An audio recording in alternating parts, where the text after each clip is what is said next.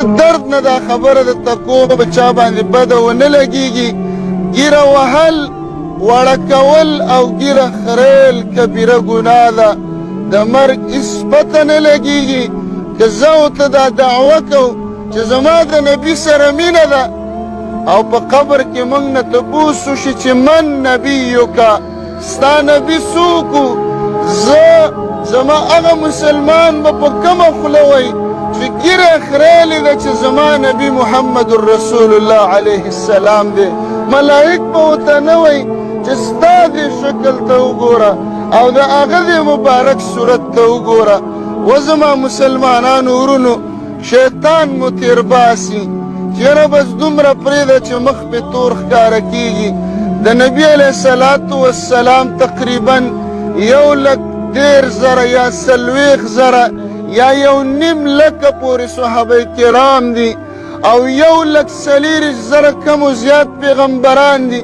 په دې دومره تعداد د پیغمبرانو او په دومره تعداد د صحابو کې په الله قسم که ګیره خریلی پیغمبر یا صحابي تیر شوی.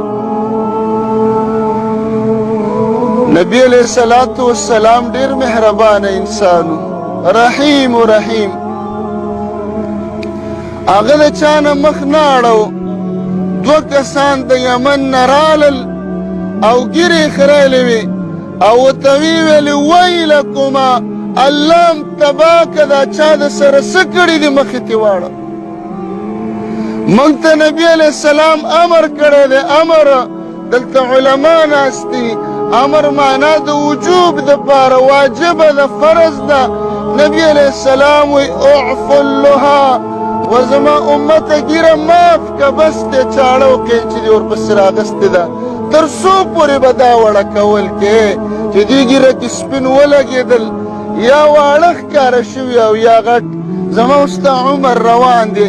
که موږ خلک دوکه کړو موږ ملک الموت نشو دوکه کولی چې یاره زه به ګیره وړه کوم ځوان به ښکارم ملک الموت په نیټه راته رارسېږي. اعفو اللها دا ګیرې معاف کو. ارخو اللها ګیرې ځوړندې پرېږدئ. نبی علیه السلام فرمایي خالف المجوسه د مجوسو خلاف وکئ. فرمایي خالف الیهود والنصارى منګ وایو یهود او نصارا زمونږ دشمنان دي، مجوس هم دشمنان دي.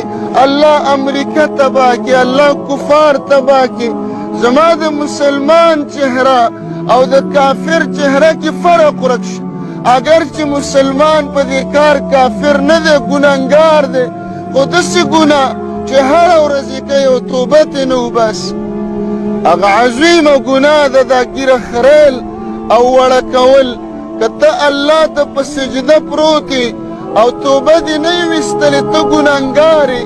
زناکار د زنا په ځای کې ګناهګار دی، بس چې راووته ګناه نشته.